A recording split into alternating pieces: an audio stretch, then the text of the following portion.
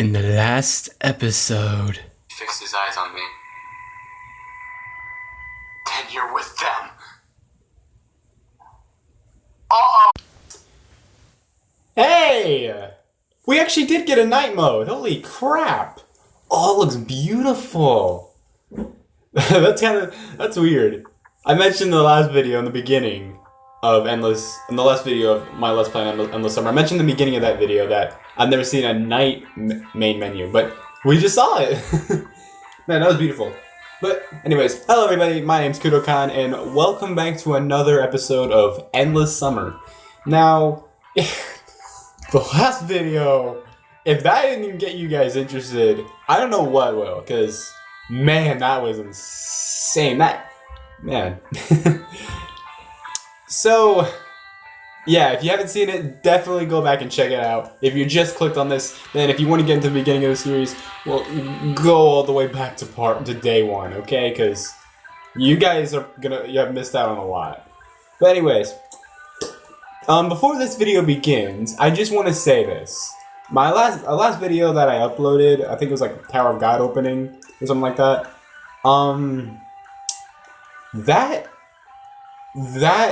Let's just say that first episode, oh my god, it was amazing. It was amazing. Like, it was everything I wanted it to be. Okay, I'm not even a big Tower. I mean, I'm about to become a Tower of God fan soon, but I'm not a big fan of it like yet, because I'm not exactly like full on, like, you know, really deep into the web novel. I just kind of started on season 1, and I'm not really far into it. But Tower of God, definitely give it a watch, okay? Because that might be another anime that might end up being a contendant for anime of the year. Man, we're getting like so many good shows coming out this year that are like gonna come out like spring and summer. It's gonna be a great year. But anyways, let's start. Back to where we left off. And where we left off, it was insane. We managed to find Shuriken, but not in exactly a great state. And this game took a horror turn, like out of nowhere, like a huge 180. And I'm definitely excited to see where this goes. I hope that it keeps that tension going, and it doesn't go back to it just being happy dandy. Because, I mean, Shuriken's on the loose now, and so people are gonna find him.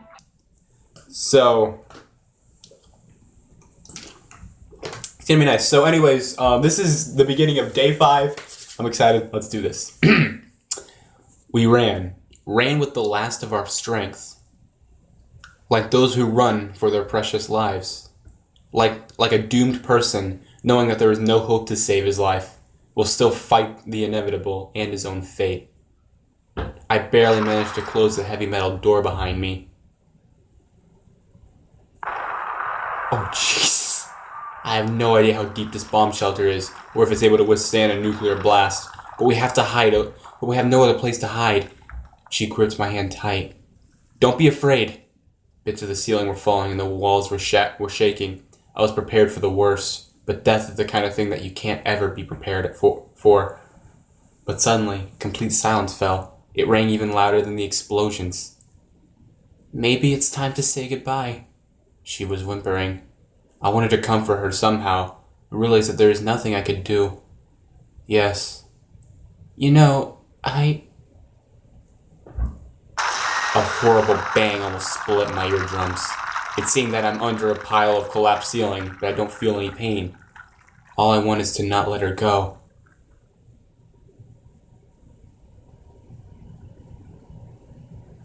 Holy crap!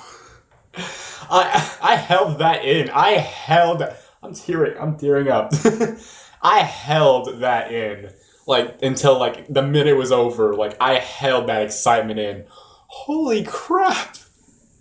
We're actually starting to remember. Was that like his? That had to be his memories. So are we? So I guess we are back in time. But if so, then why? This is kind of starting to turn into spoilers. This is kind of starting to turn into like the Your Name situation almost. Kind of. This is insane. I woke up in a cold sweat, short of breath and gasping for air. It took me some time to come to my senses. It was a dream. It was just a dream. My questioning mind, however, refused to believe it. But who was that girl with me there? I didn't want to let go of her hand so desperately. Sadly, I couldn't recall her at all. The clock was showing a few minutes past 10. I slowly came to my senses as reality started to stake out its claim on my mind, and my stomach foully growled. All right, war is war. Lunch should be served in due time. Turned out that Olga wasn't here. She must have decided not to wake me up. Well, thanks. That sentence doesn't make any sense. Well, thanks to our camp leader for this. Okay, that sentence didn't make any sense. After yesterday's adventures, I had to have a rest. Last night remained a blurry memory, which I really didn't want to think about. It's now more important to find something to eat and to wash myself. Exactly! Because a pioneer must always be clean and tidy. Though I would agree with this principle even if I wasn't a pioneer. And as a matter of fact, I'm not. That dream was insane, though.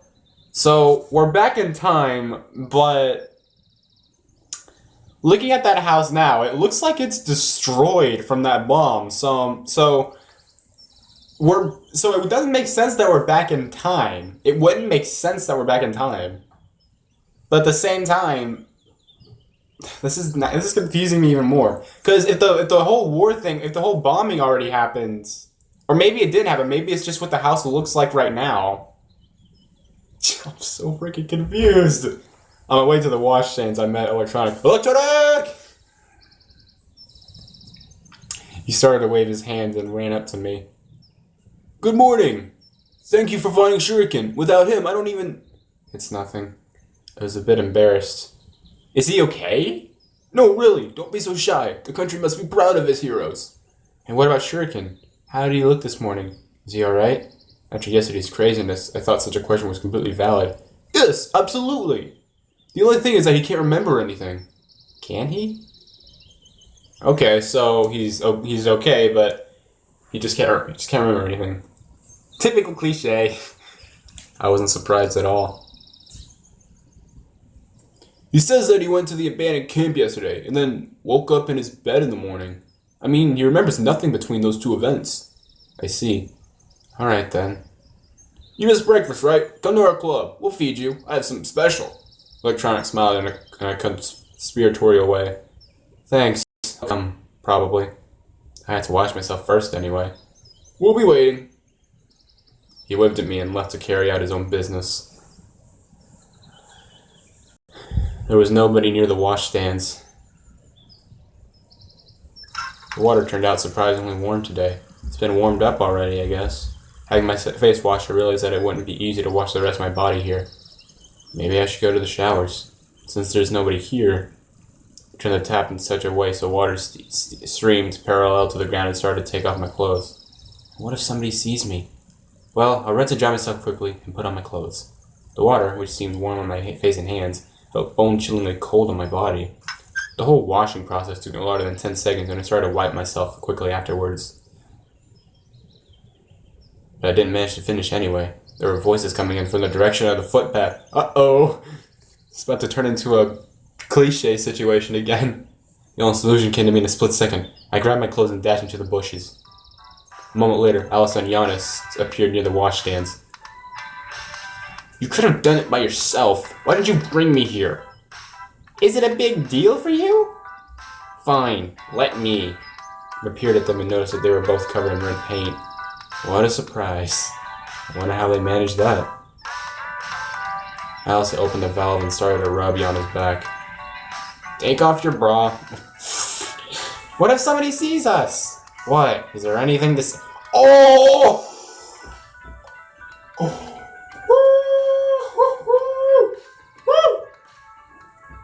That is... She grinned. Okay, just be quick. Of course we won't see anything. It was true that there wasn't much to look at, but even so, I stared at the girls narrowly. It was a pity that they were standing with their backs. A minute later, Alice managed to wash off all the paint. I'm done. Thanks. You're welcome. Alice replied lazily. Listen, let me try on yours. She pointed at Alice's bra. It won't fit. It won't fit you for sure. Well, I'd like to try anyway. But I don't hear. There's nobody here, right? Yana looked my way and smiled archly. Could she see us? I was absolutely sure she couldn't see me in these bushes, but enough with the nonsense. Yana wasn't listening to her anymore and grabbed Alice's bra with a dexterous move instead. Now I have to confess. I had something to look at. Yes! I don't though! Whatever, I'll just look at N hentai for after this. I watched the two girls chase one another around the washstand with bated breath. Alice had covered her breast with her hands, so I could barely see anything at all. I leaned forward and stumbled over her sewing, falling out of the bushes. Fuck. Alice and Yana stood frozen, staring at me. I tried to cover my nudity with my guilty face. The tableau lasted for a few seconds, then Alice took her shirt and somehow put it on in an instant. Ew. Her face gone from red to purple. No, it's still red! It looked like she would explode in a nuclear blast any second. Well, I wouldn't care. She already blew up something herself. The only thing I wanted was to disintegrate into atoms and to get as far away from the epicenter as possible. He was sitting there the whole time. So she did see us. So she did notice me then. You. And I accidentally, if you know what I mean. Oh man. I think I voice acted that perfectly though. Alice rushed at me. Covering my butt with one hand, holding my clothes with the other, I ran in the woods. Seemed like the best solution to me at that time, as showing up naked in the middle of the camp, accompanied by two screaming girls, wasn't a good sign. Yeah, no. No shit. I ran without looking back, and stopped a few minutes later to catch my breath. Seeing that there was no pursuit. So I managed to save myself, but at the cost of lacerated, scratched, and bleeding feet, as I had no time to put on my boots. I sat on a tree stump and sighed. Sometime later, having dressed already, I left the forest. I need to decide what to do next. My feet are hurting, so I should go straight to the infirmary. But on the other hand, my stomach isn't going to wait either. Maybe I should accept electronics invitation? Or head to the canteen in the hope of finding something left to eat there. Okay, so... Clubhouse. Oh, we're given 3 choices. Okay. So, our feet are bleeding. Not a good sign. I don't think I've ever had my feet bleed before, so I don't know how that feels. And I don't know if that actually hurts. Kitchen. So that's like the canteen, in case if we get lucky at finding something else to eat. So basically, we're just ignoring everything when we go to the kitchen. Clubhouse. We accept electronics invitation or infirmary. Get our feet checked out. Oh shit, what if Alice's... Frick. I'm not gonna go to the kitchen, that's obvious. Allison might be there. Infirmary. Allison might be there as well. Clubhouse. She might be everywhere. Oh shit, the shower's right near the clubhouse too. That's not good. So, you know what? I'm gonna go to the infirmary. I always took good care of my health, and even better care of the times when something starts to hurt badly. So without hesitation, I made my way to the infirmary. I'm gonna go there because I don't want to run into Allison when I'm going to the clubhouse. But right in front of the door, I stopped as if some mysterious force was holding me. I had absolutely no desire to face a cat nurse without any urgent need. But on the other hand, I almost did a great deed yesterday defending the infirmary. So in some sense, she owed me. I took heart and opened the door. Hello. Hi, Pioneer. Hello. I'm sorry that I was so late yesterday. It wasn't a problem at all. Why have you come? Are you sick? She smiled slyly. I see you. Well, I got my feet a bit. You got a bit what? My feet. I gave a stupid answer. Okay, show me. I sat on the couch and took off my boots. She better not have a foot fetish, I swear to God. How did you manage that? I'd better keep silent about what happened near the washstands. Well, Okay, never mind. Wait a sec. She rummaged in the drawer and took out a big red pill with a cross-shaped notch from a vial. And what is that for? I was disturbed by the sight of the pill and its strange shape. They are broken in halves, usually not in quarters. This is to make the amputation of your legs unnecessary. Ah! Fucking fly. What?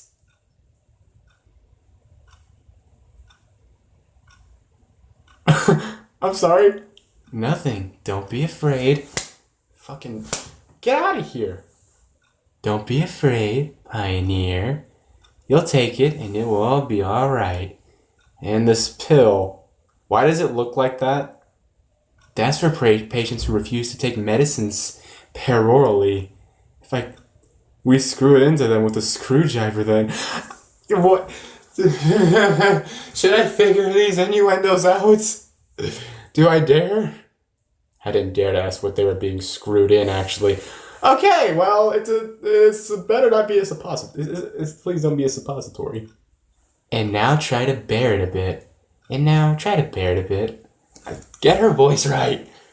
She took a big pack of cotton wool, wrapped a bud with it, and applied plenty of iodine to it. I braced myself for the torments of hell. No, that doesn't sound right. No, that doesn't sound right either. No. You know what? Ow. Let's go with that. I moaned quietly. Oh. That's better. But my trust in this method of disinfection was much higher than in the odd pill, so I had to withstand the burning. Now it's done.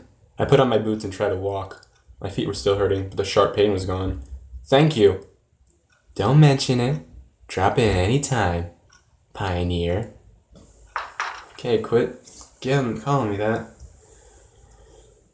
I said goodbye and left the infirmary. My health problem was solved. It's the right time to eat now. The day has just started and I've gone through so many things already. But I did it, and now I have legitimate grounds to fill myself up. Today wasn't the last one, so I could choose a free table. Lunch included pea soup and mashed potatoes with fish. It was a major disappointment to me, as I don't eat fish in any form and hence will get fewer calories than usual. I hate fish too. I'm not a fan of seafood at all. Soon Zaya and Lena came to my table. Can we? She smiled nicely. Yeah, sure. I stood up and pulled out a chair for her. Please. I was in an excellent mood at that moment. Enjoy your meal. Saying that, Lena began staring at me and continued for some time, but then, after realizing how odd she looked, switched to her plate. You too. Do you have any plans for today, Sam? Nope. I gave her an honest answer, as indeed I had no plans. Except for searching for answers, but that was more like a global goal. Do you want to take a boat ride to the island with us? The island? Well, I think I've seen it from the pier. For what? Oka asked us to gather some strawberries. Cabinet. There are a lot of strawberries there, and they're so delicious. I can imagine the taste without even eating it, just by looking at Saya's face. Strawberries. And what are those for? I don't know, but it's indeed a great idea. Well, indeed it is. Wherever. I haven't even been to the island yet. Yeah, sure. Alright, we're going to an island.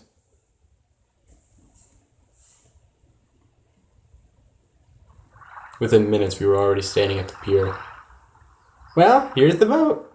Hang on, I'll go fetch the paddles now. Wait, is it a canoe? I was left face to face with Lena. Do you like strawberries? Well, not really. But they're tasty. Bet you like them. Lena smiled. I see. I didn't know what to say next. How to continue the conversation. But I'm more focused on how does that make sense? You don't like them, yet you think they taste good. So does that mean you don't like them as in you don't eat them a lot, but you think they taste great? Is that what you're saying? If Saya didn't come back, we could probably sit here till the evening without saying a word. Here you go. She handed me a pair of hefty paddles. Yeah, thanks. We got into the boat. I untied it, pushed off the shore, and tried to start paddling. Where exactly are we heading to? Ah, I love guitar. I love guitar music. I really do. Right there. She pointed her finger at the island. That island is named the closest one. Good name. I wonder what captain gave it such an original name. Well, the island is indeed close to the shore. Aye, aye, Captain. I had known what was waiting for me ahead. Ooh, foreshadowing. I must know. I was an experienced oarsman. I rowed a boat just once or twice in my entire life. Okay, I had a video cut. Alright, back to it. Sorry about that. It was less than half a mile to the island, but we were making our way in zigzag thanks to my skills. By approximately the middle of the trip, my hands hurt so badly that I dropped the pedals to get some rest. Well, aren't there any strawberries anywhere else? I mean, in more accessible places? But the tastiest ones grow there. Saya gave me a puzzled look. Is it hard for you to row alone? Lena, unlike Saya, understood everything straight away. Oh, it's nothing. Anyway, I couldn't let a fragile girl help me. Why not? It's help! Let him out. Let someone help. The rest of the way I spent concentrating on staying alive while getting to the island. Saya and Lena discussed something, but I wasn't listening. That was too much for me. At last, we arrived. Completely exhausted, I got out on the shore and looked at the boathouse. It seemed so far away that I felt like a first person on the moon watching the Earth rise. Here you go! Saya handed me a basket. It was a small island, barely 100 meters long, and it looked more like a birch grove with even rows of trees covering its entire surface. A calm green sea spread beneath our feet with wind causing lonely waves on its surface from time to time. This island looked like a lost paradise. It's no wonder that the most delicious strawberries grow just here. We've got to split up. That way we'll do the job faster. Yeah, sure. Shut up, Cabinet. But there are only 2 baskets, said Lena humbly. Oh, you're right. My bad. How are we gonna split up then?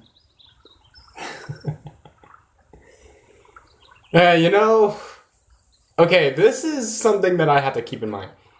Saya looks like she knows her way around the island, but Lena, she's always shy, so I'm not gonna trust her going alone.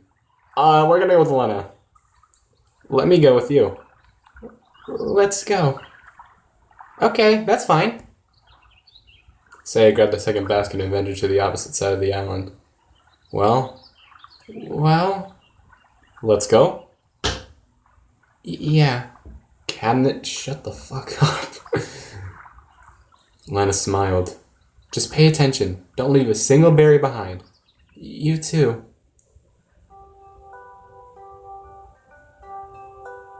I love the guitar music! So, it was harvest time. Indeed, the strawberries here were delicious. I could probably eat them all if I didn't stop myself in time. Despite being wild grown, the berries were close to the garden ones in size and had a rich red color, so it was clear that our visit here wasn't in vain. Lena followed me closely as we had only one basket for the both of us. I felt like a real mushroom picker. Well, you're much better than me. Am I? Frankly, I'm not even counting them. Yeah, right, you are. The basket was already half full. You must enjoy nature, right? I do. The bright sun rays pierced the treetops and blinded me for a second. I sat down on the ground and leaned against a tree. Still, it's so beautiful here. Lena sat down next to me, so close that our elbows touched. Yeah. We just sat and enjoyed the moment. It seemed like time stood still. The wind gently shook the tree leaves. Some bugs lazily hopped around the glass, and splashes of sunlight played on the faraway water surface. Lena put her head on my shoulder. Aww. That's adorable. I was surprised at first, but then I heard her regular breathing and thought it was just a matter of course. Probably she felt drowsy and wanted to take a quick nap. I just sat there and didn't think of anything for a few minutes. But then words started crossing my mind with ultrasonic speed. Lena, so close, sleeping, so warm, so gentle, feelings. I gazed at her. She had such a serene, such a tranquil look on her face that it seemed like right now she's not here, but in some kind of better world. I don't know what would have happened at the next. I don't know what would have happened the next moment if I didn't hear the voice of Saya. Sayan! Lena! I shook my head from side to side a few times to come to my senses. I see that hand right there, Sayan. Lena started to wake up. She opened her eyes and gave me an empty look. Have a nice dream? Huh? Suddenly realizing that she had dozed off leaning on my shoulder, Lena blushed. Oh, I'm sorry. It's fine. Saya came over to us, so Lena rushed to get up. So, how much have you got? I sighed. That's not a lot. Her basket was filled with strawberries to the brim. Well, it's enough anyway. It's time to get back. I grabbed the basket and we headed back to the boat. The way back took less time as I tried to concentrate on rowing and ignoring everything else. My only wish was to get back alive, as the first trip hadn't gone without consequences, and now my hands started to hurt after only a few sweeps of the oars. Having tied up the boat, I fell to the ground with no energy left. Say and Lena leaned over me. You could have said something, it was so hard for you. Yes. Never mind. It's fine. I'll just lie here for a bit, and everything will be alright. Okay, and get those baskets to Olga, please. We have something else to do. Yeah, sure. I was ready to agree with anything at that moment, just so I wouldn't have to get up. Saya put the baskets full of strawberries next to me and headed to the square, happily chatting with Lena about something. The hardest part is done anyway. That's what I thought before I got up and took the baskets. After the rowing, they felt like cement bags. You would walk weighing barely more than a few kilograms each. So the trip to the camp leader's cabin took much longer than usual, and I had to stop every 50 meters to have a rest. Once I finally made it, I put the baskets on the ground and sat on the deck chair with difficulty. Olga, I've got presents for you. There was no answer. I barely managed to get up and enter the cabin. There was nobody there. If you don't need them, it's up to you. I lay down on the deck chair and fell asleep.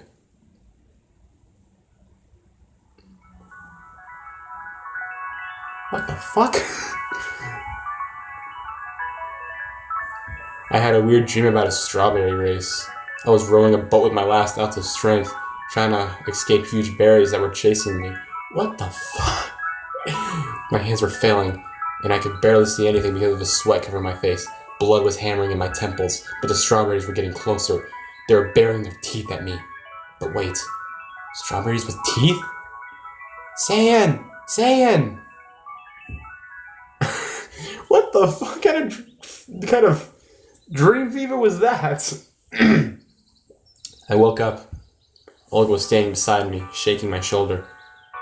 I see you got a rich harvest, didn't you?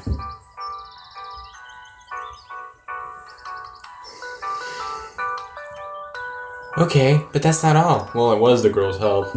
Seriously, I was just anticipating the lovely rest I was about to have. Do you even know what these strawberries are for? Not a clue. What an honest confession. We'll make a cake out of them. I see. Well, that makes sense. To honor the miraculous rescue of Shuriken. And it's all thanks to you. It was clear that getting the strawberries was the last thing to do. And why, please tell me, if I am such a hero, why do I have to organize a celebration in my name all by myself? That doesn't make sense. It's basically like setting everything up for your own birthday party. Well, it's basically like, no, a better comparison would be like, it's basically buying your own presents for your birthday. I guess that's a better explanation, or I guess that's a better comparison, not explanation. Well, I guess. So, I have an important task for you. We're missing yeast, flour, and sugar, and we need it all in the canteen before dinner. And those who will make the cake can't deal with it on their own somehow? I asked pitifully. Of course they can't. All of them are busy. And you are the only one in the whole camp who does nothing. What? While her words were partly true, that doesn't make it any easier for me now. You're asking me to do all kinds of dumb shit. So don't... Then again, I guess I am kind of not doing it. Wherever, those words felt like bullets to my head. So, write it down. With what? You'll get yeast in the infirmary, flour in the library, and sugar in the clubhouse. Wait, I have no time. I'm in a hurry. Good luck. She smiled slyly and left. Of course, there are a lot of strange things in this camp, but... Yeast in the infirmary? Okay, I can deal with that, but... Flour in the library? Yeah, what the fuck? And sugar... No, it's way beyond my comprehension. I spat on the floor. I don't want to, and I will not believe this. Tell me, just tell me you're pulling my leg. I would not be surprised if a crowd of fat green trolls would appear here right now beside me, with every one of them feeling obligated to laugh at me. So maybe to hell with this cake? I weighed my options for some time. No, such a major plan of Olga's fell through. I'd be in for a world of hurt. And it would complicate both my life in the camp and my search for answers. Which I've stopped for quite a while. Seems I have no choice. Okay, so we're gonna make a cake. You know, I'm gonna go ahead and end this video here. Looks like the tension sort of died down a little bit, but definitely towards the beginning, it definitely kind of kept going a little. And I'm glad for that. And I think that this second half might be a little more interesting. It might be, it might not be. Who knows? And if nothing really much happens the rest of this day, then I do have a strong feeling that something will happen the next day. But for now, I'm gonna end this video here. I thought it was great. I thought this was a great and Saiyan and Lena. I think I might actually ship those two. I might actually ship those two. Anyways, I'm gonna end this video here. If you liked it, be sure to hit the like down below, comment down below, let me know what your thoughts were, and subscribe if you're new to the channel. We're 1 away from 30 subscribers, so yay. And I'll see you guys next time. Bye, guys.